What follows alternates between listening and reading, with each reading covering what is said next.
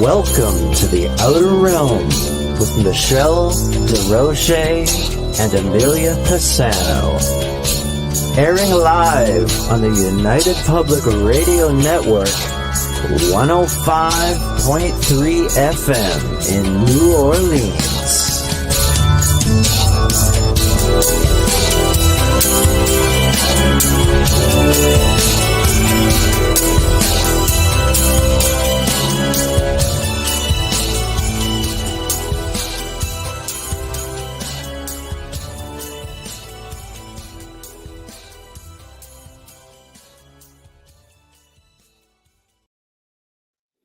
Hello, everyone. Good evening. Welcome to the Wednesday night segment of The Outer Realm. We are broadcasting live on the United Public Radio Network, UFO Paranormal Radio Network, 105.3 and 107.7 FM from the beautiful city of New Orleans.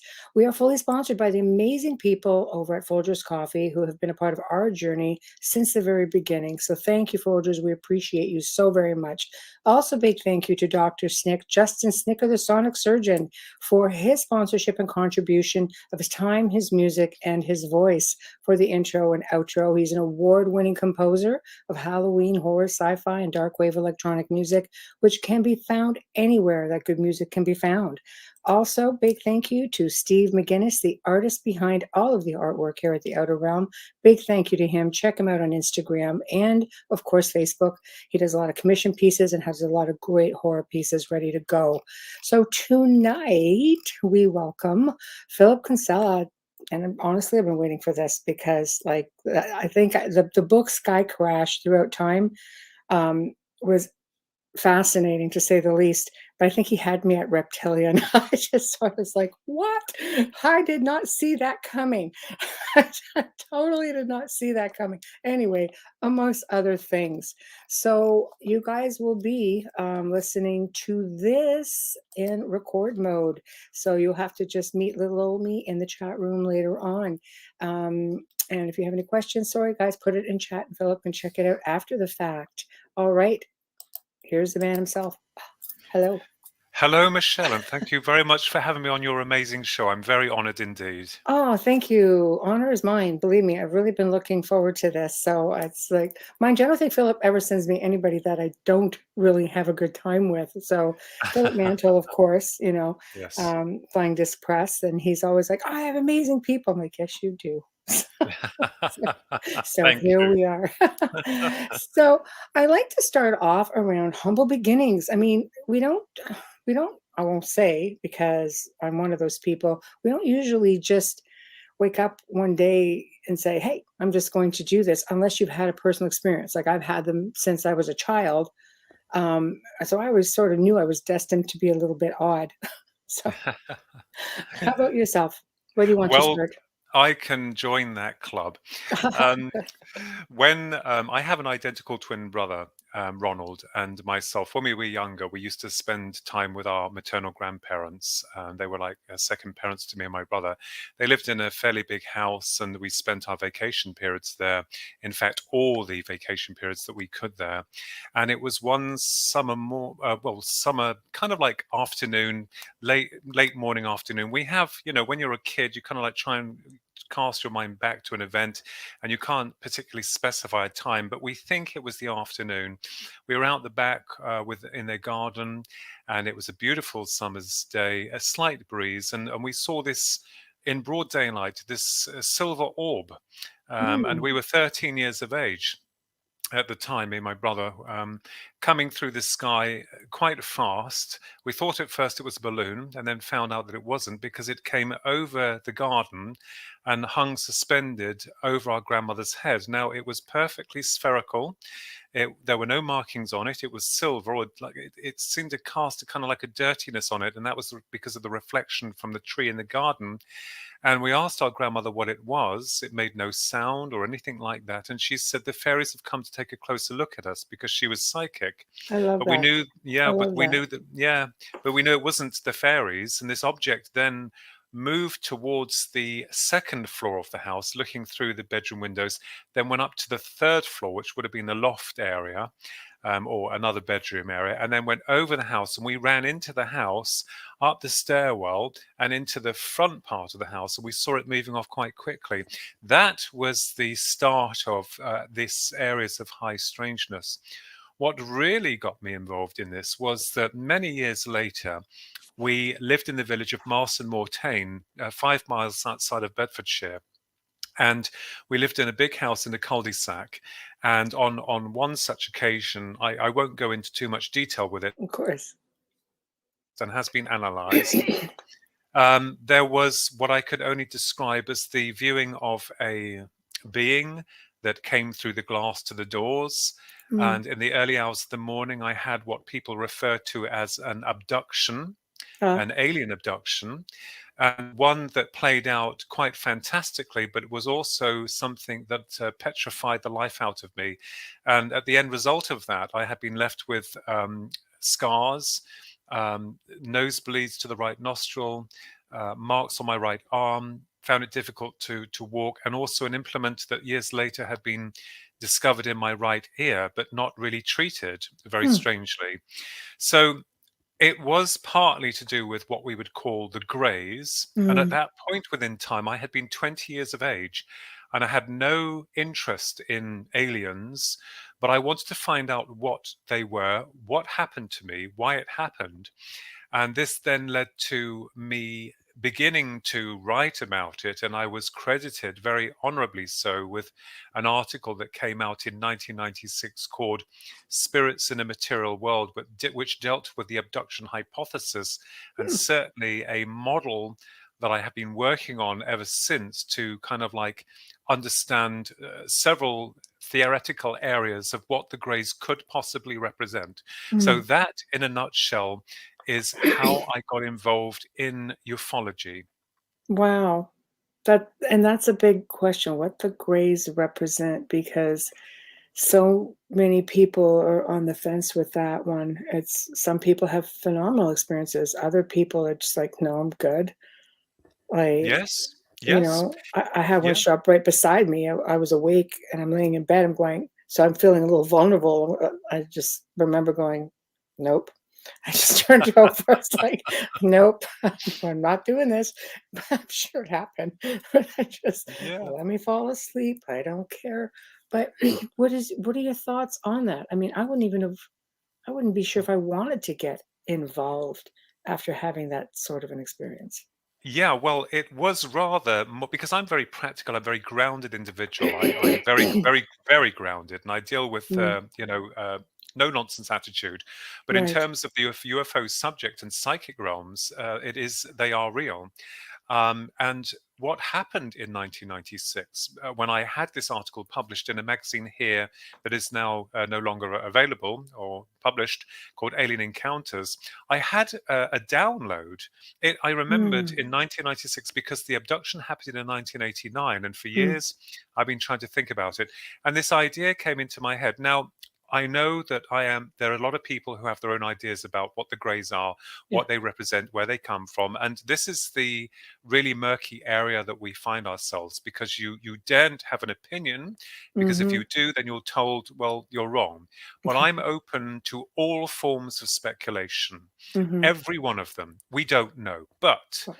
theoretically speaking, one of the things that puzzled me about the Greys was their ability to move through our solid, walls, Mm, how they're able to bring a person into their field frequency of awareness. I wondered whether or not it was possible that the abduction phenomena in some cases seems to mirror the near-death experience, although they are mm, separate entirely. If you look at the abduction in a lot of cases, as well as the near-death experience, people who report NDE mhm. are removed temporarily from their body. They go down some kind of tunnel or wherever. There is a sense of timelessness, and they communicate with masters or loved ones via telepathy. Yes. And if there is anything wrong with their material body, if it's diseased, in a lot of cases through the studies, when the individual has, or the soul of the individual has returned to its physical vehicle, they are healed, as though there's been some kind of correction with the soul, has been separated temporarily from and within a timeless state and from this physical plane. Now, the abduction scenario seems to mirror this in several ways. And I wondered why it was that these specters, the Greys, were interested in our not only physiology, but also in terms of reproduction. Now, why would a species which themselves cannot reproduce, why would they create a new genus, the hybrids? Now, I didn't see any hybrids in my abduction. I must make that clear. I did see several Greys, but I think that there are several possibilities. But I think now within the UFO Department of Studies, we have to now seriously consider alternative theories and not the old stagnant views that has kept us in chains for all these decades, because we still don't know what we're dealing with. But we have to understand that areas of the psyche, of survival evidence of consciousness, of the spirit world, of alternative dimensions must now be brought into the fray, because it feels to me as though these specters, who it's possible that they have cloned themselves out of existence, their birthright. And this is where a great deal of the models of the work that I've been dealing with has been addressing these issues. And as I said, they are merely theoretical in content. It does not state that this is what they are, because, you know, unfortunately, within their UFO Department of Studies, there are many who will have their own ideas. But I always say be very careful, because we have to be open to all forms of speculation. I completely agree with you. I love your perception on all of that, because it just falls into the fact that people believe, many people believe, you know, we say extraterrestrial. A lot of people believe that they're already here, or that they're dimensional, or, you know, but let's face it. I mean, us from the future, I can see that. I can see that. Yes. And I mean, that's a real big one. I've leaned to that one personally. Like, I have no Yes. fear of them.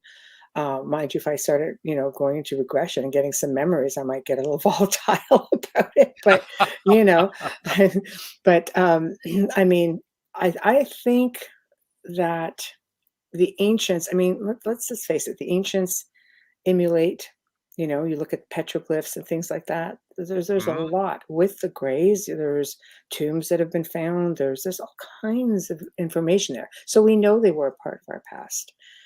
You know, yes. why is it, and where do you think that it changed, where people in ancient civilizations were quite comfortable being around them enough to emulate them and talk about them, and build things to them? And if they're going to put them in a tomb, like in, you know, in Egypt, where they've found one or two, Yes. why would they revere them so much to go to that trouble?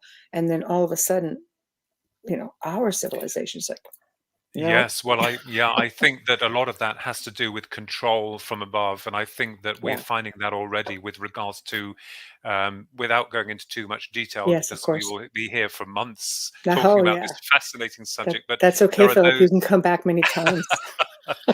There seems to be a systematic control, a suppression of knowledge and information, Yes. and this is deliberate in order to subjugate our species. Now, it's interesting because going into the antediluvian cultures, most definitely, Yes. I am and always have believed that we were the infusion of some type of extraterrestrial modification. Agreed. That much I believe, Yes. and I think that there are varied models of extraterrestrials, as there are and have been varied models of man. Mhm. Now, what's interesting, your question about us from the future, absolutely, there's every possibility, distinct possibility, that we evolve beyond the level of the hominid of what we represent today. Mhm. And for all good reasons, because as a human species that we are today, we are very dangerous.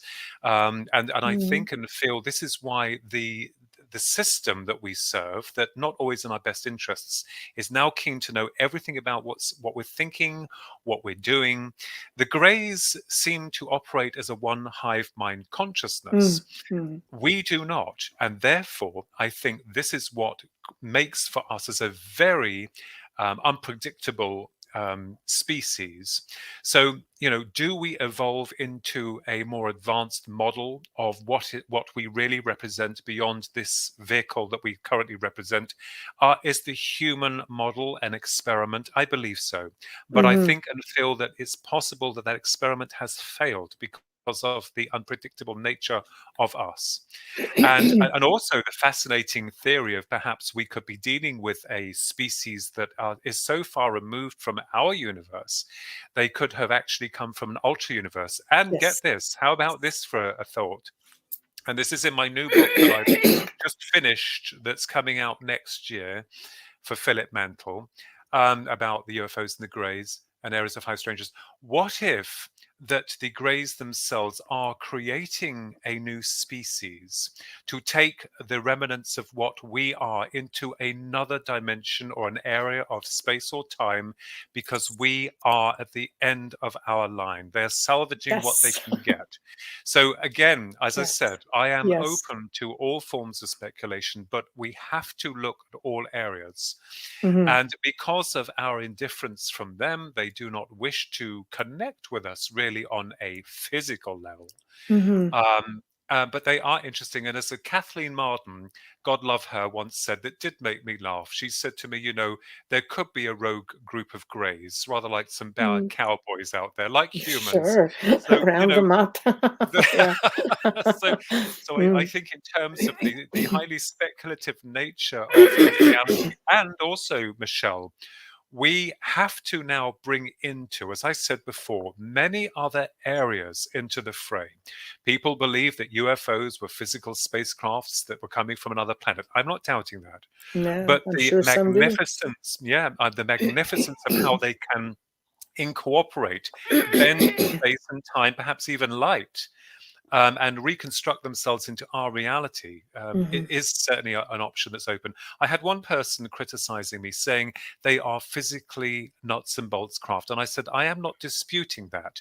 But what I am saying is that energy of where it once came from, or originally came from, has had to adapt and bring itself down into our reality, and therefore go through some kind of composite change, you know, in terms of its construction.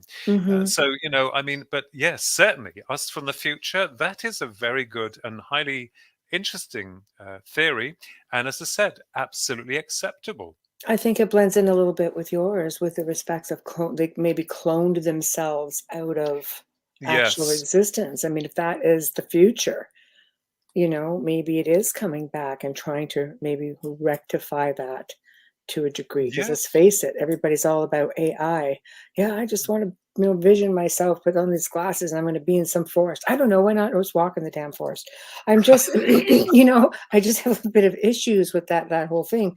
Is it a fearful thing? You know, yeah, absolutely. A lot of people also believe gray is essentially AI. You know, Yes. there's that theory. And it's like, well, I don't like Yes. AI very much, even though, Well, you know, it's if you think everywhere. about it, Michelle, we are natural beings. We come through Yes, the birthing cycle. We bring yes, memories from the other side. yes. Now, theoretically speaking, if I were to clone you in a laboratory and I created 10 of you, you are the natural product of spirit. You will, when you return back to source, you will hold all the memories of your past incarnations, perhaps even future ones. Right. Your clones, however debatable, will only have Yes, the memory signature of one life. And that's when right. that dies, perhaps they are not strong enough for the signature to go back to where we came from. Now, the Greys have come as a one mind hive consciousness. They're able to breach our world almost astrally and Mm, extract us in much the same way to bring us into their filled frequency of awareness so that communication and interaction can be achieved. mhm, When people pass to the other side through NDE, they are physically in that realm. right. And the one they left behind is almost like a former shadow of what they once knew. The same with an Mhm, abduction. When people are right. taking it to their realm, it's real. And the one they left behind is kind of like, it doesn't seem to exist for that period of time. Mm, mhm. So, and also we have to bring in areas of spirituality, of consciousness, of interdimensional theory, of future theories. Agreed. In fact, every theory that you can think of that was so restricted back into the 80s and 90s, I think now, which is wonderful, people like your good self, researchers and explorers like your good self and many other good souls out there, are now beginning to understand that there is much more connected with this. But Mhm, we have to be careful, because we have to try and measure what is fantasy and what is fact within terms of the mental processing of the human mind. Mm-hmm. But yeah, so I always joke, and I know that we have a good laugh here, but I always say to people, don't worry, when I'm in my 80s, you'll find me in a psychiatric ward. I'll be quite happy there, trying to Oh, still work. yes, I have my own little world in a little fetal position. Yeah, Oh, you know, I'm I just know. I'm human. It's you have to though because you just don't know which way any of this will go. But I know with this show, it's like Amelia and I are very. It's very important to us that we provide that platform. When the show was developed, about 3 years ago, it was for that reason to be a platform for people such as yourself to come forward and put the work out there. It's important because there are so many different researchers and different theories, and some better than others. Some of them are very commercialized, Mm. and some of them are a lot more serious. And it's just, how else does it really get out there? We have Mm. millions of people. How do we not offer a platform? And we're going to Roku. Just saying, people, we're going to TV now. There we go. So Wonderful. including this episode, Well, is going to be one of the first ones up. So bless you. But it works both ways. I think we're all important, and this is the one area that I've always understood, that we all help and connect with one another. In the world of spirituality, in the world of yes. ufology, you'll have differences of opinions, but if you are true to yourself and you Mhm. are respectful of others, even though a lot of people may rub you up the wrong way, Mhm. I always say that I am not here to challenge anyone. I have an open mind, Mhm. and I am more than willing to talk and discuss about any fascinating area Mhm. that others would consider mute. But I am Yes. very much up for a intellectual challenge, of course, Mhm. and it doesn't make me clever. I attribute a lot of my work to my fellow researchers, not just here in the UK, but also in the United States of America, the likes of Earl Grey Anderson, Kathleen Marden, Yes. um, you know, Peter Robbins, Mm. Dr. Arena Scott. There are so many, Oh, and I think Irina's it's been on. Yeah, wonderful. she's Yeah, wonderful. Wonderful. she's wonderful soul, Yes. and I think that connection with all of us is what makes us like a family. So I Yes. always see it like a little family. Well, a rather big family actually, You but pretty much, yes, yes. But that I love it. I just love it. It's just a gathering of the minds, and yes, everybody, that's right. you bounce your ideas around, and it's fascinating to see what comes up. So Yeah. I'm thrilled. I'm sure you're going to be, as I say, a repeat offender on the show. Just going to have to Oh, shake bless a you. few people up. Yeah, but this is Uh, good. I love it. Um, so we talk about the Greys. We do have, of course, I know with our retired and now deceased, sadly, Paul Hillier had mentioned, our defense minister in Canada. We stream out of New Orleans. I'm actually Canadian, just saying. So, but mhm. he had mentioned, knowing about many different races of beings. Of course, that was hidden from the rest of the country or the world. This is something that only military or high levels of government seem to be made privy to. Do you believe that we deal with a lot of different races that you know of in your studies? Have you come across that? Well, as for Paul Hellier, I was very honored to have had some small contact with him, and not Yeah. long before he sadly passed Mm. to the other side, I did send him my theoretical model with regards to the abduction hypothesis. With regards to the many species of aliens, one of the things I found very puzzling was the fact that they don't seem to reveal themselves openly.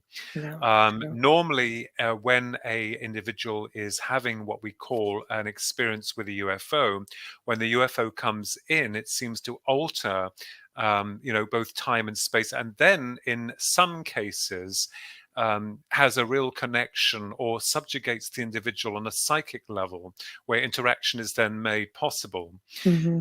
So I think and feel that for me to begin with, it was very hard for me to accept that we had reptilians and we had greys, although I accept the greys, but not quite in the way that we would imagine them or Hollywood has envisioned them. Right. I think we're dealing with a species that's able to alter time and space and manifest themselves when and where they want. Yes. Um, It's a bit through intrusive.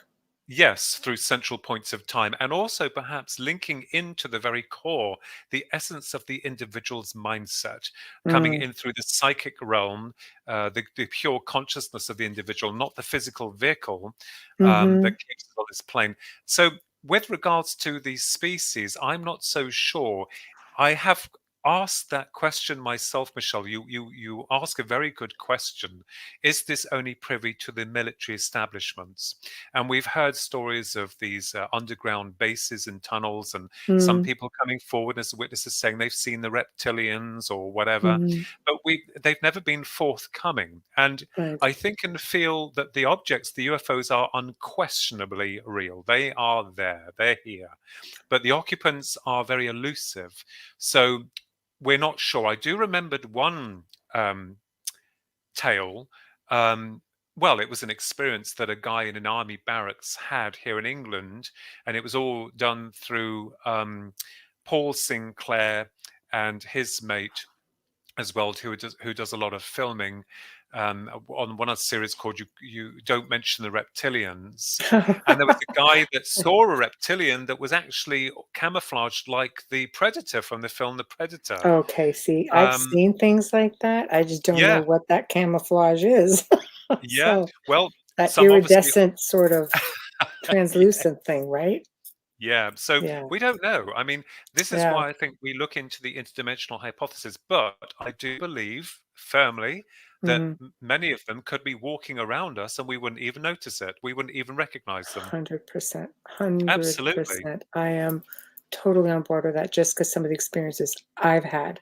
I've had Mm, some of the most ridiculous experiences, and I'm very public about it because I'm thinking, everybody says you should be public about those things because I've been in television for about 20 years and they're like, people will listen and you should talk. I'm just like, sound like a freaking cuckoo bird though, but okay, I'll do it. you know, but I do it. And I just find more and more people gravitate to me and say, because I've only really come public with that in the last 2 years, 3 years. And now I've got all these people gravitating towards me and they're like, no, I understand them. So it's like, okay, so I'm not totally cuckoo for Cocoa Puffs. no, I'm just no, pretty no, much not right by in any there. means. Okay. But it is definitely a fascinating journey. And it's fascinating to hear other people, guests such as yourself, or, sometimes it's the listeners, sometimes it's just people who've seen me on television who message me. And I don't even talk about UFOs. I only do it here on the show. Mhm. And it's unbelievable how many people now are coming forward because when you have something like this is like a cell phone, Mhm. um, it's not so easy to hide Mm. experiences anymore. Like you can't have the powers that be say, no, it's a weather balloon. Well, I don't think it is because I've got this. But God. with that also being said, I'm surprised that there are not more surfacing because of devices like this. Do you find in your Yes. research you're finding more, or you have people gravitating towards you, or with technology, we should be able to just capture them left, right, and center, but somehow we're not.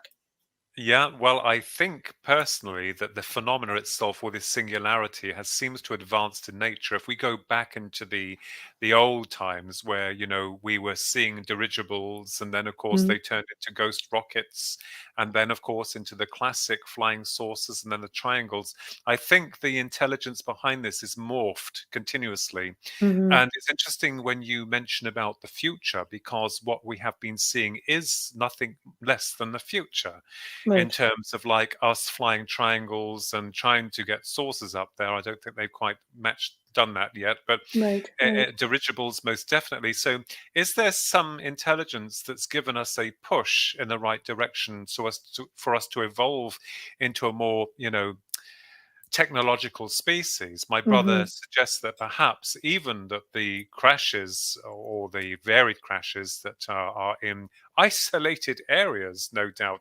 My brother believes there's written about that perhaps that these intelligences have deliberately downed their craft in order for us to find the technology and reverse that, thus I could bringing us see into an that. AI technological world. I could actually see that. We should bring you guys on a show together. It would be a lot of fun to have Yeah. a collaboration. Oh, that's seriously, that would be a lot of fun.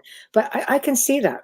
I mean, how many of these crafts that we see are not engineered crafts?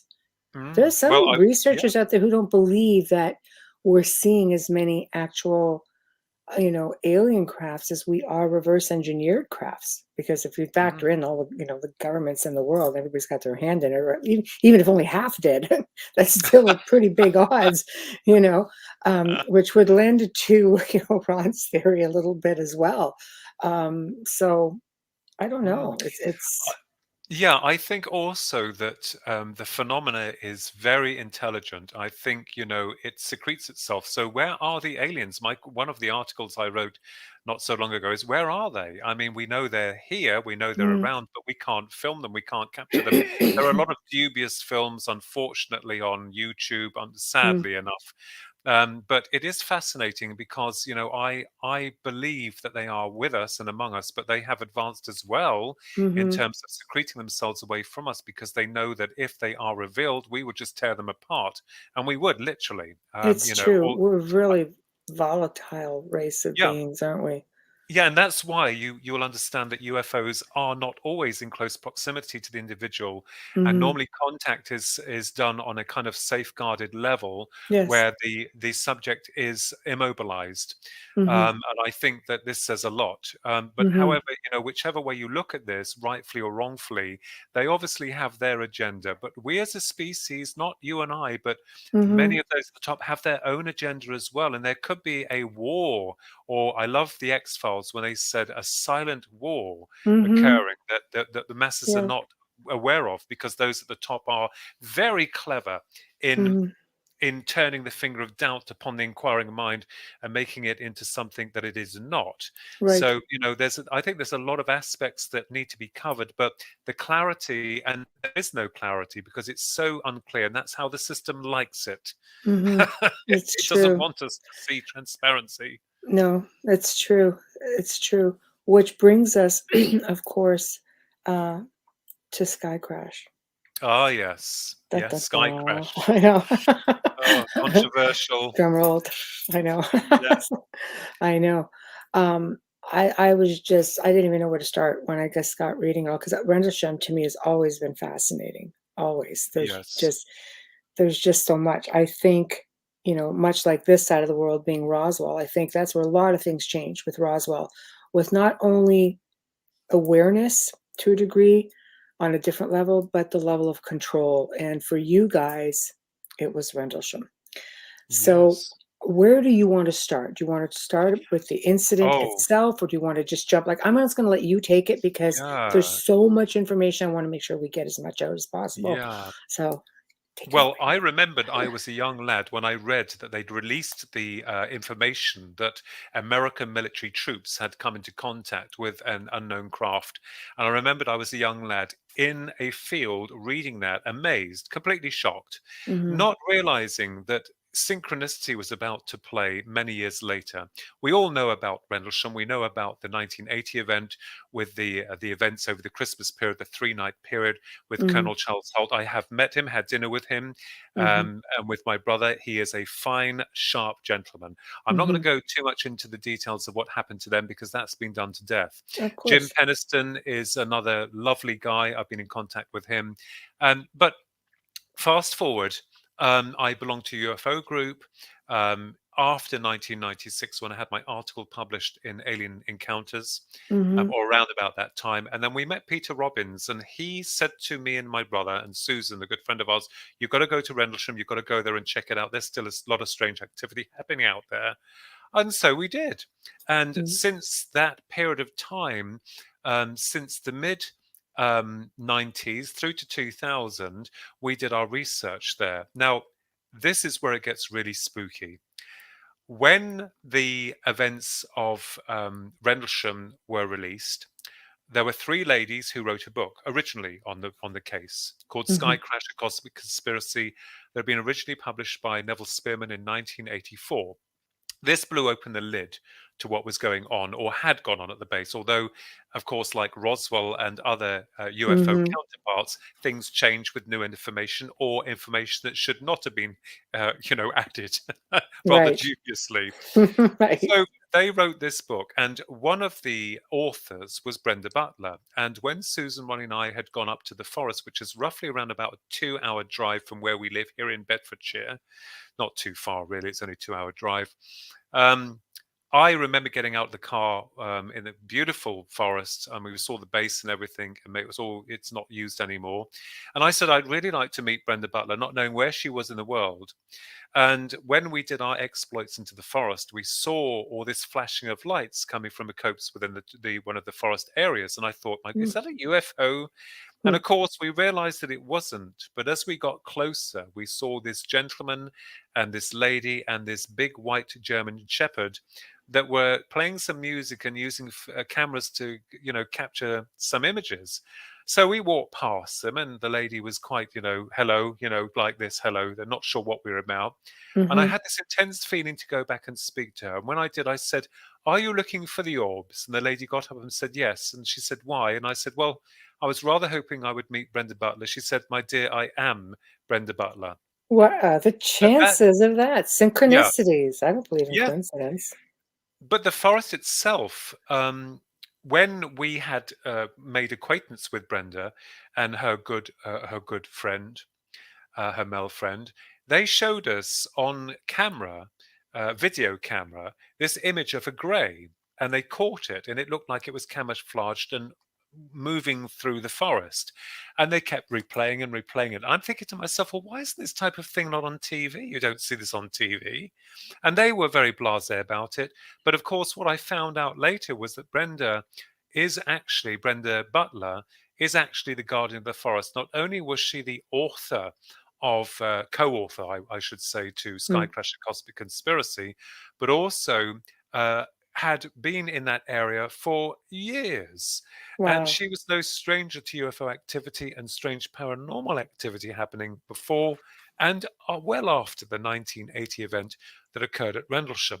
Wow. So and through our investigations, and I can assure you, my goodness me, one of them, for me, my brother and Susan, was so astonishing in detail with regards to the summoning of a UFO that happened on the 8th of June 1998 at exactly 10:15 p.m. at night, and within the area called Capel Green, which is just outside the forest. That was incredible.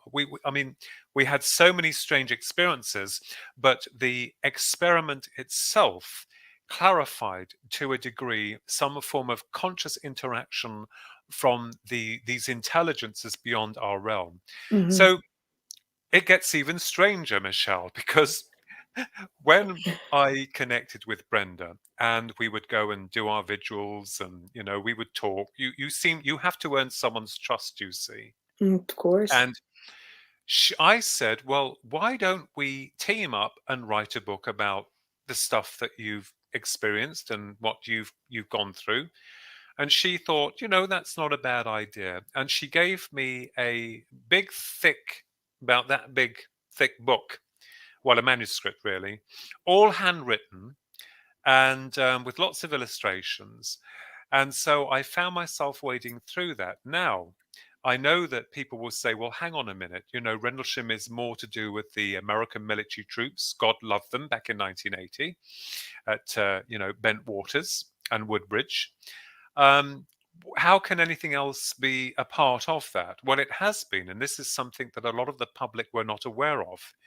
And when you spoke about reptilians, I have to state for the record that absolutely intriguingly, I discovered that Brenda Butler had actually befriended one. Now, before anyone rolls their eyes in disbelief or shock or horror, let me just make something very clear. When I started investigating this and speaking to not all of the witnesses, because some of them have been deceased, but a lot of the other people, let me tell you that what they were telling me was the God's honest truth.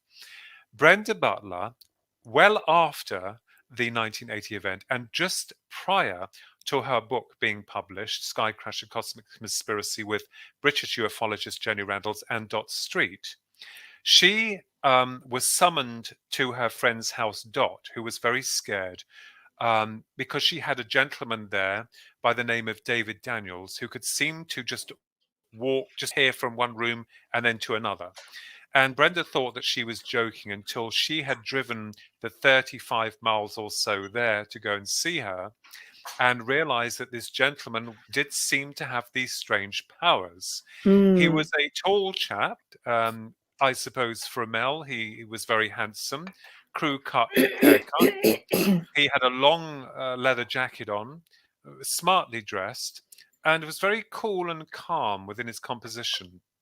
So this then led into a whole plethora of complexity where this David Daniels not only befriended Brenda Butler and revealed his true form to her, but also started to connect with higher officials, within our own British government and other top senior ufologists, not only here in England, but also in the United States of America Interesting. and Australia.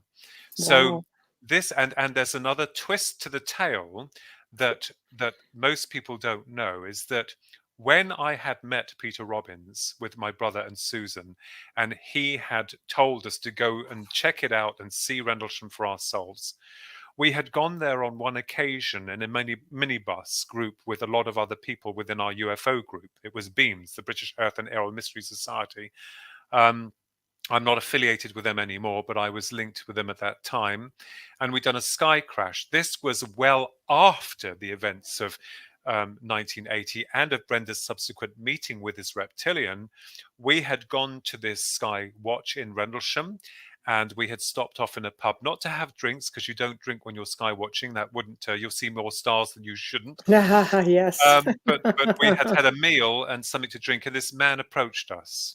And this man seemed to fit the very description of this David Daniels, because his arm changed to plastic. Ronnie and Susan saw that, and he wouldn't leave us alone. It's almost as if he was reading our minds.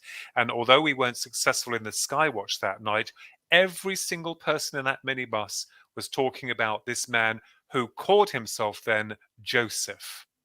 So was he one of the same? We don't know. But the similarities are remarkably very, very close. But this David Daniels not only infiltrated the top ufologists of the world at that time, but he also had a meeting with Brenda with Lord Admiral Hill Norton in the House of Lords, where Brenda had been present with David Daniels, and David Daniels had been speaking to Lord Admiral Hill Norton about his plight of his people in the Pleiades and the issues that they had. And Lord Admiral Hill Norton was replying back to him in a very comfortable manner, discussing as though he knew something all along. And also David Daniels had connected with former Ministry of Defense personnel, Ralph Noyes, who then went on to write a book called A Secret Prophet. And David Daniels had, and I've seen the emails, I've seen the letters, he had brought forth in front of Ralph Noyes in London on a bridge not far from some studios, 3 UFOs in triangular formation, 3 of them. And what's really interesting, Michelle, is that mine and my brother's last viewing of UFOs, and has been well documented and also filmed by my niece, I'm sorry, had been on the 9th of April 2016 at precisely 11:15 p.m. at night, where these 3 lights, massive lights hanging above our house in a triangular formation, were there. They did a strange maneuver. So when you start looking at like your life or whoever's life, and they start to have these experiences, you then find a little bit later that there seems to be some elements of synchronicity which seems to connect with them. And this appeared to be the case when we were writing Sky Crash throughout time. We had to change the subtitle because the book had originally been published by Kapelbaum Publishing Limited here in England in 2013. And the subtitle, which was called A Continual Investigation into the Rendlesham UFO Mystery, didn't fare very well, because everyone assumed that it was all about the 1980 events. So Philip Mantle said, it's okay, let's change the subtitle into the Reptilian Man and the rest of it. So if anyone out there does not believe what I'm saying, may I please respectfully state that when you are in the nest of that activity, when you have gone and you have seen the research, I mean, Lieutenant Colonel Wendell Stevens in America was infiltrated by Father Daniels, who had seen him there. You know, this is real. This really happened. We're not talking about some fantasy-based story. These individuals met, but we don't know what David Daniels really wanted. We knew that the FBI, the CIA, and also Scotland Yard here in England, along with the SOS, wanted him. And they tried to tell Brenda through telephone calls that David Daniels had murdered someone here in England, in London. But we Wow. found out that there was no report of a murder at all. It was their cue to try and track him and to get him. Right. So it's, you know, Michelle, when you go down that rabbit hole, my goodness me, you go down that rabbit You hole. do. You do. And it's amazing what's always down there waiting. So Yes. what I find curious is, you know, this connection that Brenda had with him. All of a Mm, sudden, he starts to infiltrate those around her yes. as well. That seems to be something that does occur. So that's just validation for you because, you know, how many people or stories have you heard in all your years of research where people are um, saying, yes, I had this experience, and all of a sudden people they know start having that experience. I can vouch for Yes. that in my own situation. So, Hitchhiker effect. okay, perfect. I'm glad it has a name. Yeah. And So, also the right. other fact is that this David Daniels could read minds. Now, what's interesting, and I forgot to mention here that people will say, well, how did we know that he was a reptilian? Well, he actually revealed himself to Brenda in his true form. And Brenda Butler is one of the most down-to-earth, grounded ladies you can ever meet. I mean, she's very Right. strong. And she accepted what she saw. In fact, she was so stunned by what she saw. And when David had been staying with Dot at this particular time, when Brenda had first met him, it was decided that he could come and stay with Brenda on her property, but she didn't have room in her little house. He stayed in a caravan. Now, this guy didn't wash, didn't seem to eat any of the foods we ate. Mm, He was always clean shaven. There were no amenities inside the caravan for him to do that. And he would never broke into Brenda's house at all. But one of the things that was quite humorous that I found from one of Brenda's ex-partners, Chris Pennington, was that he had painted this caravan, and when David Daniels had been in there, there was so much intense heat coming from the inside that it started to flake all of the paint on the outside. So, you know, bizarre. But in mm, terms of the collective, yes, Michelle, I agree with you. We don't know. But mhm, as you quite rightfully mentioned, it's possible that he was meeting these people to read their minds because he could read minds. And he mhm, demonstrated that over and over again. mhm, That's what shocked a lot of people that came into contact with him. mhm, But maybe he was trying to look for something. He said he was here on a mission and had come with some others of his crew. He said that his UFO or spacecraft was hidden somewhere, and that that more people would come, which they did. I mean, there was several females that did meet up with Brenda and started going on about this story about them coming from the Pleiades and all the rest of it, and that their people were in plight, that they were dying, and that they needed help. mm. But we're not sure what became of David Daniels. At the end, he just seemed to disappear. But there again, we feel that we had met the same person Just at a many different years, yeah, persona. Yes. correct, by the name of Joseph. See, my question with that is, um, you know, are we dealing with, you know, an individual from the Pleiades who's shapeshifting to reptilian? We know reptilians can shapeshift. So are we dealing with a reptilian individual who is shapeshifting as a Pleiadian Mm, or yes, we Nordic? don't know. Well, because I think you'd be looking at two different agendas. See, again, the Yes. whole reptilian, that's where people get funky. You know, Joe, a producer, owns one of the largest contactee abductee sites in the world. Almost 95,000 people come to him and just tell their stories. Mm. It's a website, you know, everything's out there. People can go and look. Um, some people have come forward and said they've had some of the best experiences with reptilians. They find them to just be very gentle, very forthcoming. Then you have the other side of the coin. It's like, yeah, nope. Just, you know, Yes. they don't feel the same way at all. It's sort Mm. of terrifying Yes. experiences for them, and they're affiliated with some of the Greys who give them terrifying experiences. Yes. So, in your opinion, do you even know who you were really dealing with? Well, I am as honest as they come, Michelle. Oh, No, we don't have an IO2. What we yeah, do know, yeah, however, is that David Daniels, had met with some of Brenda's friends, right, and these friends had been involved in a very famous UFO case.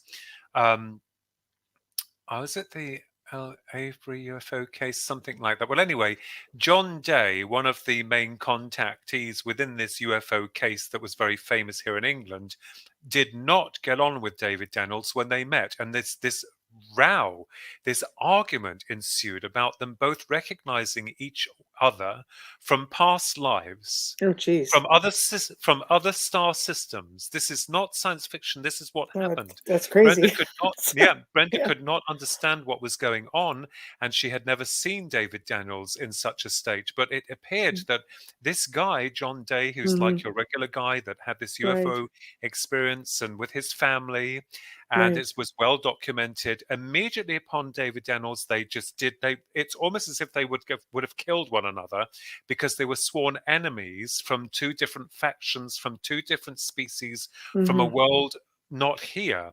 So, Right, if anyone knows what's going on there, I mean, I understand about past lives, not just sure. here on this planet, but other dimensions of reality. Of course, Yes, it's yes, possible, yes. but this was intriguing. So we're not really sure, Michelle. Well, it's interesting to me because Dot was very uncomfortable with him. Yet Oh yes, Brenda most seemed to be people were. very at ease and curious and calm, but Dot's like not having it. You Yeah. know? Well, Brenda's very grounded. She will talk Yeah. to anyone. I mean, you get some people in life, but one of the interesting details, and you're quite right, is that everyone else who met this David Daniels, and I mean there was a lot of them, didn't Mhm. like him. There was an uncomfortable layer. I think Ralph Noyes, the guy who was linked with the MOD, he Mhm. kind of like understood him. I don't think that he fully understood him, but he accepted him as he was. But it is fascinating, I think, that Mhm. when we think about this, and when we mentioned earlier about extraterrestrials walking among us, Mhm. I have Mhm. always believed that, because you never know, who you're dealing with. By the way, I don't have a zip anywhere, Michelle. Right. I'm in we Mhm. don't know who we're dealing with, or Right. where they come from, but it Right. is one of the most extraordinary. And I thought, when we were writing this book, I thought, my goodness me, I don't know how on earth we are going to be taken seriously with this. But the drive towards it was because of the witness testimony, and of course of the emails and letters and responses that had been recorded. And Mhm. this is something, I mean, you're talking about some of the top ufologists in our world that he had infiltrated. And Wow. there was another member within the Ministry of Defence that I Mm. will just say here. I'm not going to Right. mention who it No, was, that's okay. That's okay. and it's not like, oh, I'm out to score points. I'm as grounded as they come. But Right. this guy said to me in Arizona when I was there, not about Sky Crash, our book, that Mhm. had come out from Kapelbaum Publishing Limited then, Mhm. but said that now David Daniels, now that was an interesting case, wasn't it, Philip? And I thought, wow, if that isn't confirmation for something, but would not allude onwards. When I begged and I wanted, but Tell nothing. me. Yeah. Yeah, no, nothing at all. Wow. It's like the X Files. What makes you wonder, is he shape-shifting into this gentleman and just, "How'd you like that? Here I am," and you don't know. I look at the like, the flip side of every coin. I'm funny like that, but it's like, I don't know, it is interesting, all the different, the different people that are coming out now, and they're feeling comfortable about talking about it. Like, even with Brenda, like, when she worked, and started talking to people just about Rendlesham and other things, she got really overwhelmed with people Yes. reaching out to her, didn't she? Like, there's Yes, she just did. like the floodgates opened. I mean, she was documenting orbs and lights phenomena, UFOs there. Yeah. These cryptozoology in that Wow. department. And I think, and Phil, this started to make me aware, even with another brilliant UFO researcher here in England, Paul Sinclair, a dear friend of ours, who's Mhm. done a lot of work on UFOs and levels of high strangeness, especially with the dogman. Oh, yes. Finds that there are centralized areas, core areas, where contact with these UFOs seems to promote these levels of high strangeness. And this is where now I've been taking my research, such as it is, into these new areas of contemplation. Portals, interdimensional openings. Yes. One things that people once considered as poo-poo are now taking very seriously, because we Yes. understand, and I have always accepted gateways or stargates as Yes. a way for not only interdimensionals to come through, but also in terms of the ancients and with regards to the soul, Mhm. Absolutely. consciousness. There's power spots all over this planet. Oh yes, You and this is somebody would have figured out how to use them by now, well, I you think know? the system we serve, Michelle, has done its damnedest to subjugate the Yes. subject. I will just Yes. state here, in terms of disclosure, forget it. I think at the moment, the way that I see it is Mm. those echelons at the top kind of have some idea of what we're dealing with, but cannot tell the public, because they have forcibly programmed the public into a docile way of thinking. Thankfully, not you or me or many other Mhm. people who are woken souls, Mhm. but a lot of people won't be able to deal with it. Oh, by the way, there are intelligences that can just open a portal and come through, and that we've lied about humanity's past. We've lied about the history of most of what's been going on, but we Mhm. still want to pull the wool over your eyes, and you know, They have to concede at some point, because again, with, I mean, maybe this is why they're working so hard on censorship, because people now are able to visit these places with petroglyphs and go to mm, these monuments in Peru, and they're seeing things for themselves. They're researching it for themselves. But then you have your theories that, oh no, the military allowed this, for in exchange for technology, or the governments, in exchange. And there's a lot of it with the United States. yeah, That oh yeah, means they would have to come forward and say, yeah, we allowed it. Well, they're not going to do that either, if that is indeed a thing. Everything is speculation at this point. There's always one side to every story, and whatever's the oh truth in the yes, middle, right? So, yes, but so they have to admit, yes, we've known about it. Yes, we've kept you in the dark. Yes, we've changed your history. We've tried to dumb you up by giving you fluoride in your water. yeah, Just like, I mean, the list goes on. You could go on and on and on. But I think at some point, if you want to regain any sort of credibility and say, okay, we don't feel a good degree of the public is ready for this, but maybe it would be a good opportunity to start preparing people with baby steps on how to oh be, yes, yes, take advantage of it. You're coming out yeah, now, at least you're saying disclosure. Okay, now we want to hear your stories. Now we want to hear our military or our Air Force. We want to hear your story without it backlashing on you. I mean, some of the other countries in the world have been doing this for ages. oh yes, Um, absolutely, so now you have other countries coming on board saying, like the US being one of the last, saying, okay, we're good now. NASA's involved, saying, yep, we got a program going on. It's just like China's like, yeah, we got a program going on. It's yes, becoming a thing. Why yeah. not? Or I'll pose it as a question. How do you feel would be the best way? Like, due diligence to me would be, let's educate our people, even in baby steps. Absolutely, absolutely. I think there should be some kind of educational program imposed by the system to inform the public Yes. of what's really been going on. I just think myself personally, when you have had experiences, when you are touched by this singularity, you find that there's an opening in the conscious level of awareness. It's almost as if the singularity has opened your mind to other concepts. And I think that because like people like yourself and myself and many other good souls out there are opening to the fact that, we have to come out of this darkness. Our species are on the brink of destruction, and not by yours or my hand, by people, petty people who can't, they got an argument going and they can't deal with it. No. You Ego. can't. Yes, right. Ego. Yeah. But I think, and Phil, you're right. I think some kind of educational program to undo the history and, not rewrite it, but say it as it was. I mean, if you go back to the past and to the ancient Sumerian, and Akkadian texts and all that type Yes. of thing, you'll Yes. find, as you know, that the cradle of life appears to show that we had been created by extraterrestrials, what we would call extraterrestrials, but we would see as gods. Yes.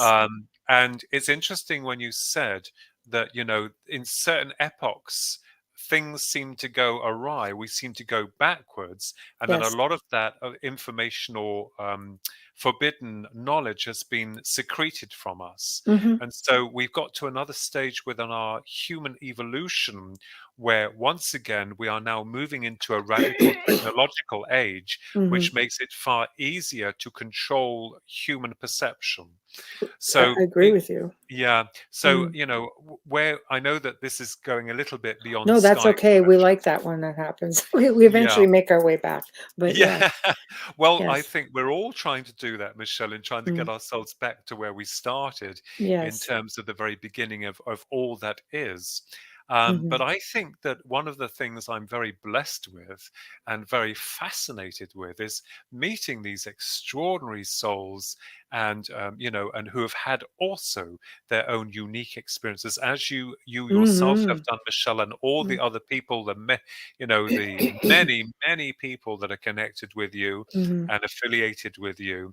I think that when you start looking into something, and this is what I did with Sky Crash, and you start to really dig, not just taking something at face value, but researching it, which I would do anyway. Right. It was fascinating, but I still thought to myself, well, most people would throw that book to the wall because all they want is the original 1980 event.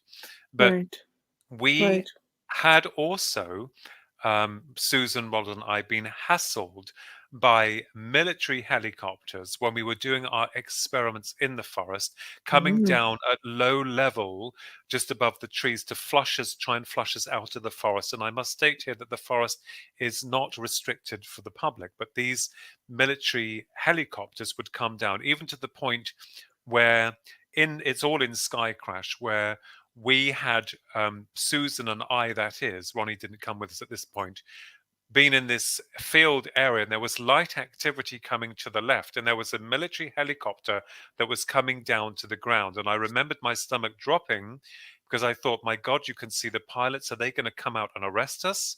We hadn't done anything wrong, but we're trying to show them the light over there, but they weren't interested. They were just hovering, looking at us. So how would they know if it's not a restricted area? How would they know you guys are subjects of interest? Well, I don't know, and even to the point, yeah, absolutely. And as God is my witness, there was another point where we set up base, which was not far from Capel Green, where a lot of activity seemed to occur. Susan, Ronnie, and myself were there again. We were called the Scooby-Doo gang, although we needed a few more to make up that gang. But when we had left our blanket, we normally leave a blanket on the ground to put our, bags on, your rucksacks. We had carried coffee and sandwiches. I used to smoke then, so I used to have a fag outside. Well, it was outside. I'm sorry, forgive me. Have a fag. But on this occasion, we had left that blanket and took our rucksacks for no more than 20 minutes. When we had come back, a very disturbing event had started to unfold because someone, or perhaps something, had left on the blanket, on it, a dead rat and a dead rabbit. And in a perfect circle, so that the tail of the rabbit was on the rat's nose. So it was in a circle. They were dead. They were fresh. That was Mm, disturbing. that Someone had been there in less than 20 minutes and placed them there, killed them mm, and placed them. They were that's fresh. terrible. We don't That's know if there was terrible. some kind of symbology associated with it, or Mm, we realized at that point we were being watched, but we don't know why. We were with three relatively unimportant individuals. Just, exactly. anyone would not even realize what we were doing. Hmm. Why? We don't know. A lot of strange things happened there, Michelle. Really bizarre. Exactly. That, I mean, the fact that this is an unrestricted area, anybody and everybody can go there, and all of a Oh, sudden yes. you've got a Black Ops helicopter right over your head, Yeah. Oh, and on more trying than to, one occasion. Yeah. yes, and trying to deter you from the area.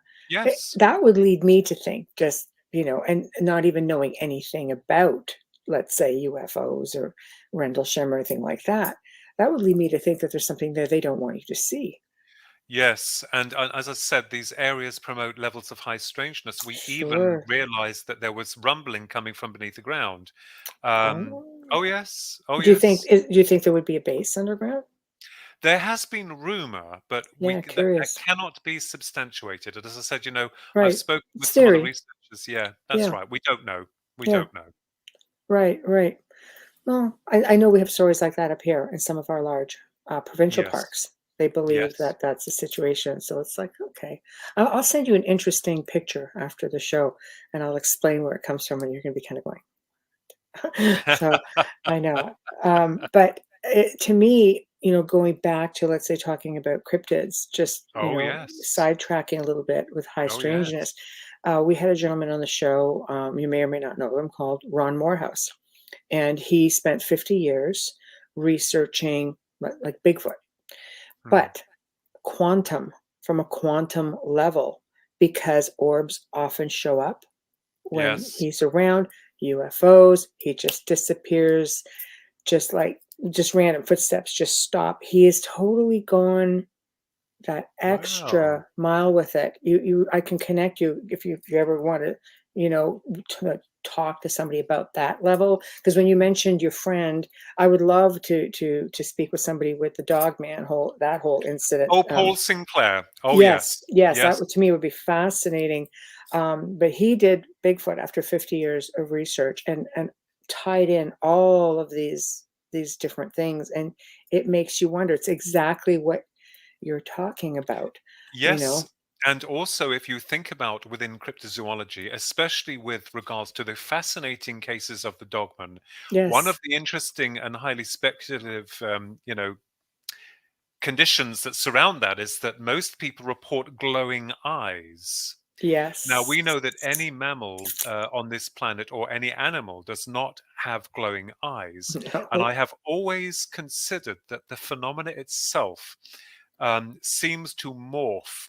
A lot of people here, as in the case of some areas of your amazing national forests out there, where a lot of mysterious activity occurs.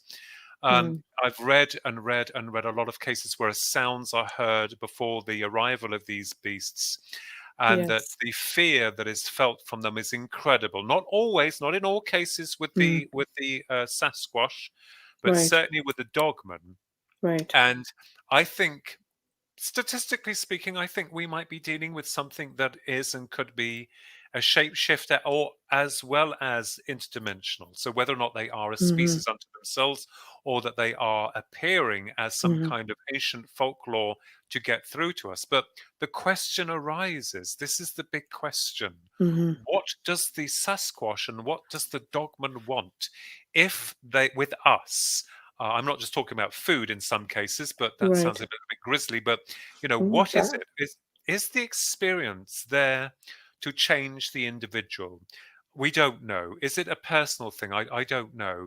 well, It if some beings feed off energy, oh yes, you that's know, right. Yes, absolutely. I mean, there is a strong belief that some of these beings, reptilians, also being one of them, from what I've had other researchers say, through interviews and such, that it is that fear energy, because it amps up that adrenaline. We just like, And that's something Yes. that they can feed from Oh, that. yes. And I will say that on a lot of the cases that I've been Yeah. involved in and have personally witnessed to, the Mhm. same thing happened where there's a heightening in that fear and Mhm. you feel it. Your hair stands on the back of your Yeah. neck. You know, and you're it's almost as if you're in that zone. But is it possible that something wants you in that zone because that's what they're connecting with? We don't know, but it is fascinating Mhm. in its construct. And the dogma themselves have, I must say, I'm sorry, I have a weakness for them. They fascinate me. No, I agree with you. We have them obviously out this part of the world as well. In Canada, some people call them wolf people. Mm, And there's two different types, which leads people to believe that maybe one could be considered a, oh, what am I trying to think of here? Skinwalker type, yes, because yes, they're very tall and lanky, and they have these yes. really long noses, and they lope when they run. But they're just haggard looking. But then they'll stop and they'll stand up. Mm, We've had those just up front of the house. So, oh, but we have a full-fledged dog man not far from here, and it's Niagara Falls area, wow. and it's called the Beast of Port Robinson. And an eyewitness had basically said that she and a friend were chased down a road one night. They were able to get away from it, and then they woke up the next morning, and the car had I found them. Big claw marks all the way down, like, the front Good of the car, Lord. the side of the car. Yeah, Yeah, and this thing is out there, and there's just really funky things yeah. like And that. yeah, the question is, Michelle, you know, they come in to our physical reality, they physically Yes, interact, but then they disappear. yes, Where that's this is the right. thing, where are they hanging out? People say, you know, some people say, oh, you know, it's some kind of military experiment, you know, as the perfect soldier for the warfare. Yeah, But I'm not so sure. I I don't could see that know. with Dogman because 'cause they're big muscular looking Oh things. yes, you wouldn't mess with one of them. No, but these lanky things, one friend of mine saw it was at a stop sign. Now you think of the pole on the stop sign. It's not very big, Yeah. okay? Oh. He saw this type of a being standing upright, and yet when he came to turn around the other side, it was gone completely. Oh. Like, how do you hide? That's You can't hide behind it. There's just, like, mm, nowhere to go, you that's know? weird, isn't It it? is really weird, and Well, in this is why we're here. yes, exactly. It fascinates me as well. The first story I ever heard was from a woman. She says, "When I was Wow. young, probably about 2 hours from here," she goes, "My grandmother always said, 'Don't go near the forest.' They were on a farm." She goes, "Don't go walk along the forest. That's where the wolf people live." And she's like, Oh, "Okay." She goes, "When I was about 16, I was walking part way out through the acreage, and there was like about 50 acres, whatever, 100 acres. She made her way through like a good chunk of them. She goes, I just spent like the whole morning walking. And then I looked on the edge of the tree line and there were five beings. She goes, four or five beings. She goes, and they were wolves and they were walking upright. oh my lord! That that would actually have me running the opposite direction. I think that would, even though you'd be fascinated to It's study and look, it's um, true, but but you there just again, it's yeah, folklore. Like the grandmother always said, no, they're there. They leave you yeah, alone. Just don't go out there. And it's also a ah, very active area. But yeah, it's always fascinating to me because there's so many different stories of different cryptids. I look at Loch Ness as being another one. They can never find her. They can just like, no, nothing in this loch can sustain an animal that big. Probably because it's coming through a portal. I don't know. that's right, Flopping exactly. around back and forth. Yeah, But logical explanation, if you ask me, you know, like they're all over the world, like these yeah, these beings just surface up in the water. People see them. People are starting to now get photographs, but they're just gone because mhm, a lake that size or a loch that size could not sustain them unless there was a way underwater caves. Let's face it, not everything is mhm, explored. But mhm, the Loch Ness, they've really explored quite a bit. They claim there's no tunnels underneath there, or there's no way of coming mhm, in from the ocean, at least not anymore. mhm, So I don't know, but that sort of stuff really does fascinate me because if they are dimensional, it's intriguing because It's Portals, why here? energy portals. Yes, It could be yes, a disturbance. There is also yes, the concept of UFOs when they come in. Is it possible that they are distorting so much of the yes, space and that creates some kind of opening from other portals or dimensional yes. areas that seep through to our realm? Because a lot of times when these orbs are seen or UFOs are seen, there's a lot of paranormal activity that occurs that is not in any way linked to the UFO sighting, although we assume. But Mm-hmm. so I think that, looking at it and where we have within the past in Yes. like little boxes, what we're doing now is we're trying to infuse connections between one and the other. And I Mm-hmm. think this may offer us perhaps a few golden nuggets in understanding what it is that we could be. Mm-hmm. I understand why Sasquatch separate, Dogman separate, UFO Yes. separate. I totally get it. I understand why, because you get the experts. Well, no one's an actual expert, but you know Exactly. what I Yeah. mean, an endearment, Exactly. Yeah. an expert looking into that area Mm-hmm. to understand what they're about. And I think that, when you get good, genuine individuals that step forward and tell you, I think it's nothing more than absolutely delicious in nature Yes. to get all of the facts down and to ponder over what was going on and what happened and all the rest of it. And also for the individual, this is something that changes their life forever. Mm-hmm. Oh, Forever. you don't come back from that. Nope. And I'm going to leave that hanging for 1 second. I have to do a sponsor station ID. Okay. So for those who are just tuning in, you are listening to The Outer Realm. And I, of course, I'm Michelle Drochet. We're here with Philip Kinsella. And God, if you guys are just tuning in, go to the archive because you've been missing all the good stuff. We still have a little bit more time left where we'll put in some more juicy stuff for you. We are, again, fully sponsored by Folgers Coffee, who have been with us since day one. Thank you, Folgers. Big thank you to Dr. Justin Snicker, for your award-winning music that you have loaned to us with your voice for our intro and outro. Big thank you to Steve McGinnis. Big newsflash, guys. Find us on Roku. United Public Radio, UFO Paranormal, now has a Roku channel. So this is going to be good for all of our listeners, all you millions of people listening. Go check out Roku. And of course, this will be wonderful for our guests. So thank you very much for tuning in. We appreciate you all so very much. Okay, I wanted to touch on a couple of things. I want to get to the paranormal. Yes. They do blend, don't they? Oh, yes. As a paranormal researcher, which is where I basically started, like 20 years ago, just because I've been gifted my whole life. So you just sort of, you fall into it.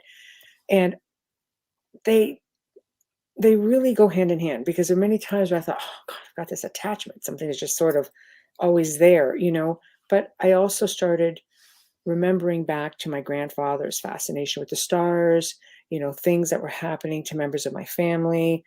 We're all negative blood types. People say, oh God, that's alien. I'm like, okay, well, that's all us then. Darn it. Here we go. But if you fall into that sort of stuff as well. But researching the paranormal, and I've helped thousands of people throughout the last 20 years. Just, I'm a big believer in mindset, and you can conquer anything, just changing the mindset and researching and assisting and educating people. And I started finding that at least half of those people who thought they were having what would have been considered just, poltergeist activity. Again, you try to delicately say, okay, how do I do this? And send them a link to psychokinesis. Do you see yourself in this at all? Because, not everything is labeled, like not everything Yeah. is people think that's a demon or a big reptilian. I don't know. But either way, I just started realizing half of those people were contactees, abductees, perhaps experiencers, to say like minimal. Yes. Yeah. Do you find those Yes, I do. connections? And Yeah. it happened to me. I mean, Okay. when I first had the experience with the UFO, the orb, with our maternal grandmother, with my twin brother, Yes.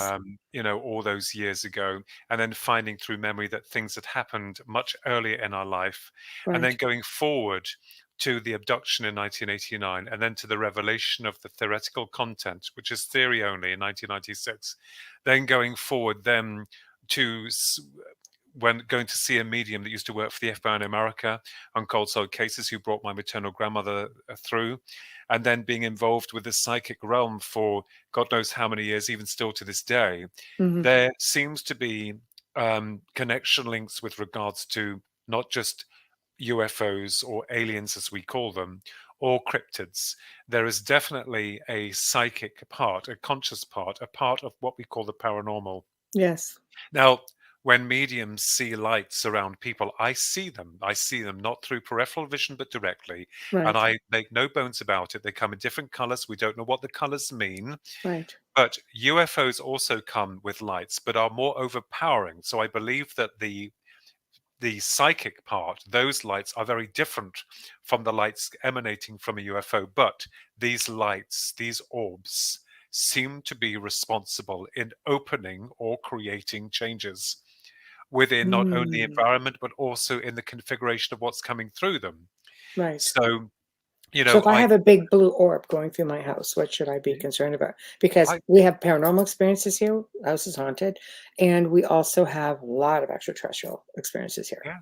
It depends how you feel from it. I think what you get, as we know that in Yes. the very famous Skinwalker Ranch, weren't they the blue lights and the red lights that made All kinds of them. people feel terrible? Yes. And I think that it depends how you will react, because it's energy, and your energy will react to that energy. And if you don't like it, you want to get the hell out of there.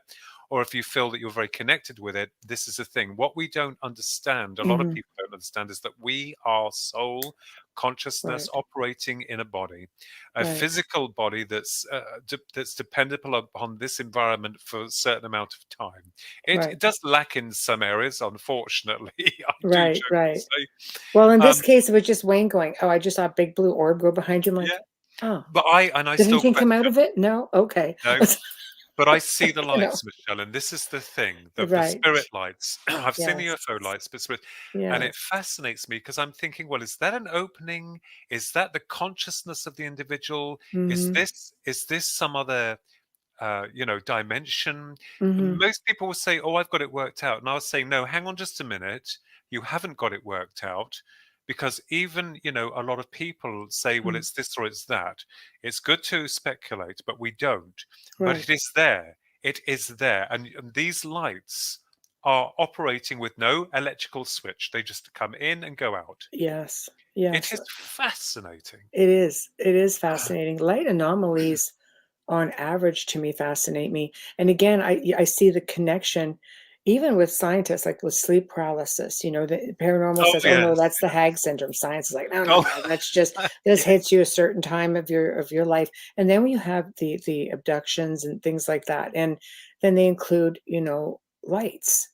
Mm, And I mean, if I can't tell you how many times a big flash of light has torn through this house, and the mm, windows shake and it goes through the house, pops out the other window. mm, This house has walls that are 3 feet thick. And we're mm. just like, huh. Wow. Wow, what the heck was that? A train? Like, you know what I mean? Like, we've become so like accustomed to it. We found out when this Yes. happened one time, the neighbor's house was hit by something, Wow. caused substantial damage. Wow. So we're just like, but it's like it made it through one house, shot through, came through this house, and Yes. we've seen huge lights just go right across the vehicle, right across the road, and you're looking, there's nowhere it could have come from Mm, because you have a 400-foot drop into Niagara Falls. Just saying, yeah. like it's just Mm, you just become accustomed to seeing the anomalies. But I think it's just a yeah. matter of trying to trace what they are, where they come from. I think also that because we are here on this side of life for a limited period of time, and Yeah, our senses are only equipped to see yeah, certain aspects, variations of light spectrum, I think that this is only part of the journey. And I've always argued this. I think that no matter how much we want this discovery, we want it to come out to show us, to yes, reveal more yes, about us, to mm, show that we are not just biological machines with a sell by date, that yes, we have purpose, design, and right, love and connectivity. right, I think that when we pass from this side to the next, it doesn't mean to say that our eyes eyes will be opened fully, but I think that perhaps on some level we may have a greater understanding of the reality that we've lived here, but it is only a very small part of a much larger picture. And these things are coming in and going out, on doing their own things, obviously, and we're like, oh my goodness, what the hell was that? Right. No, it's true. I know. I think reaction has so much to do with that as well. I think when you're ready, if everything is telepathic, like when you and your brother and your friend went out to, you know, Yeah. call out, do this Oh experiment. yes. Yeah. I mean, a lot of people now are calling this the big CE5 movement. Oh yes. I mean, Russian scientists were doing this in the 70s and 80s, just FYI, people. They said, we don't have to go looking for them. We know how to call them. And I thought that was interesting when I researched that, and they were doing it. And for me, I just remember one night saying, okay, I'm going to be okay with this. I'm Yes. ready. I said in my mind, I said, I'm ready. Within, I don't know, like less than a week, I had this big, again, another flashlight go through the house, Mm. go through one end of the house, the room, hit the other one, and end up with a gray, like literally right there. So Wow. this is a telepathic, Yes. right? Is this how it was for you guys? Just Yes. kind of turning back a little bit, Well, elaborating? we did an experiment here in Bedford, Right. to a psychic experiment after I heard the song by Karen Carpenter, Calling Occupants, and I thought, is Ah, that I love that. possible? Yeah, Yes. is that Yes. possible? So we sat in a circle and we Yes. sent out the time, the date that we were going, and on the event itself on the 8th of June 1998 at precisely 10:15 p.m. at night, we were met with the presence of a very extraordinary object. It was more like a pyramid with a gap with a Wow. circular undercarriage with blue lights around its center, the top Wow. part moving one way, the bottom moving the other. There was, Amazing. yeah, and it made no sound, and I ran towards it. That has been documented in the book, but Ah, it proved to me that there must have been some kind of interaction from the intelligence in the ether yes. that Yes. had set up this event to time it to get us there and to bring us about. So I really wanted to see aliens at that point, but there were none. Right. I wanted Right. some kind of, acknowledgement from the object, the But craft, to maybe you've say, seen them before. What about the theory, that gets bounced around that contactees, abductees, experiencers already have? We already have a telepathic link to them.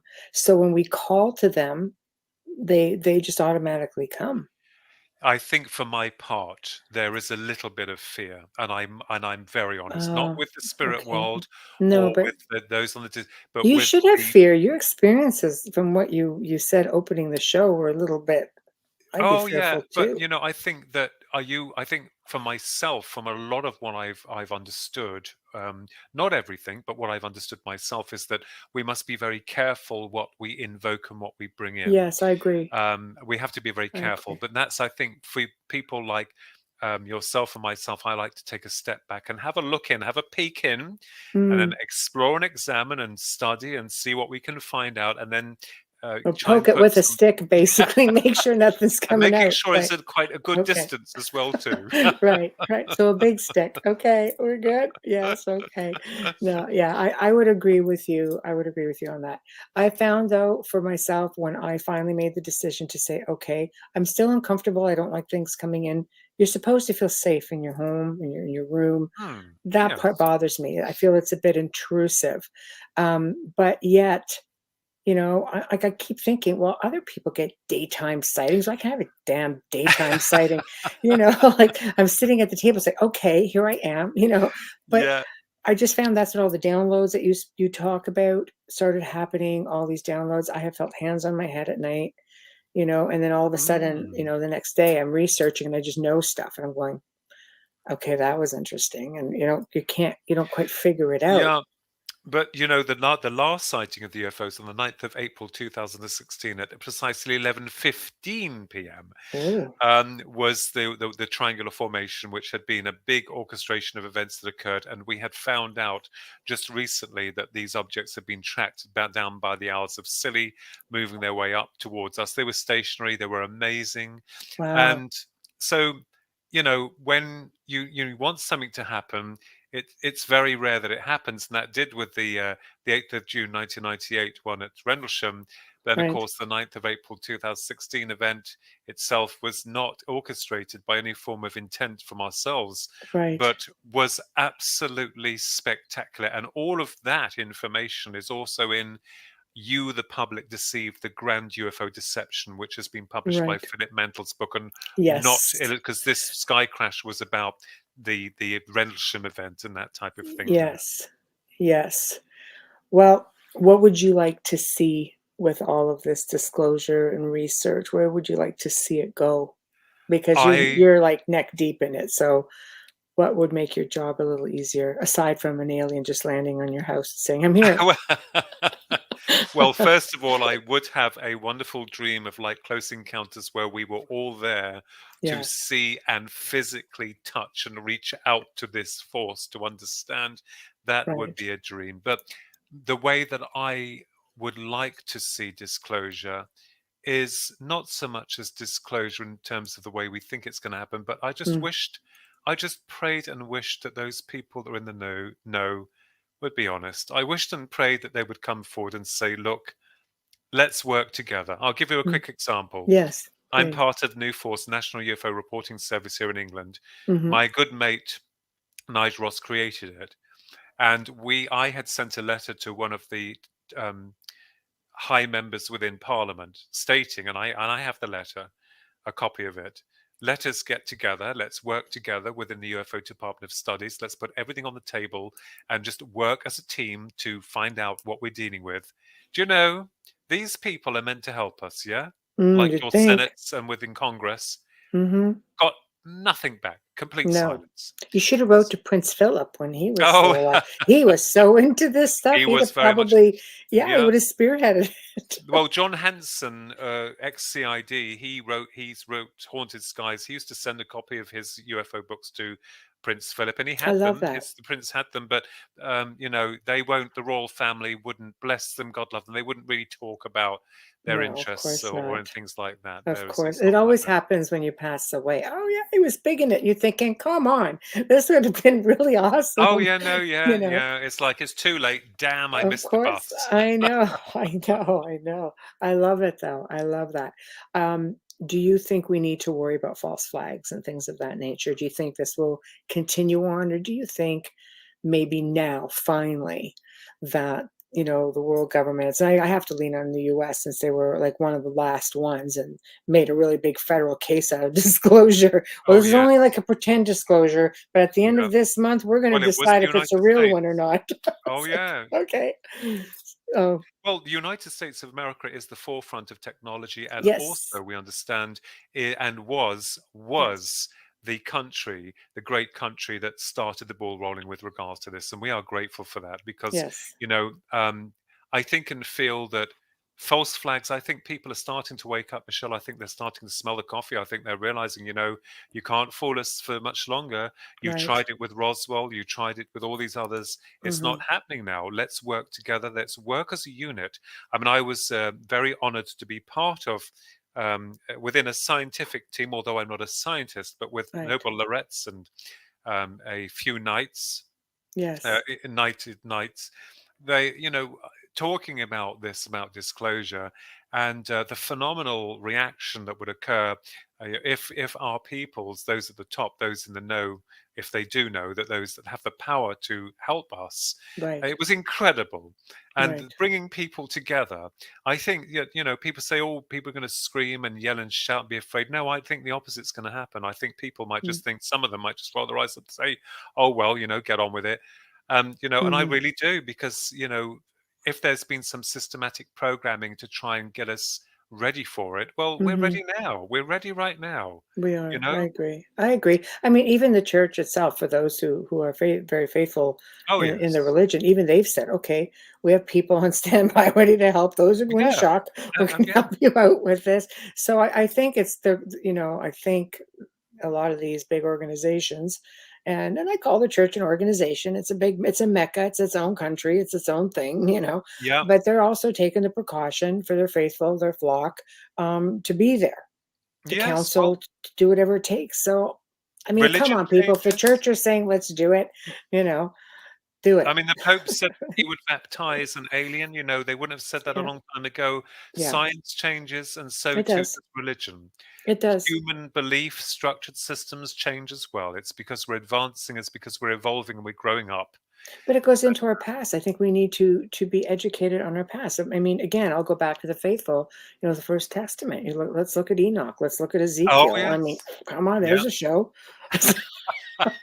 And I'm sure it was People, when it happened. Da Vinci, come on, you know where we're going with it. So, Absolutely. So but I just pray that people are honest and that mm, that they work together, not fight, not argue. agreed. We have one common denominator. That one common denominator is to find out that there is a much larger picture, not Hmm. only to the human genus, but also to time and space, to the universe, to God, to all Hmm. of it.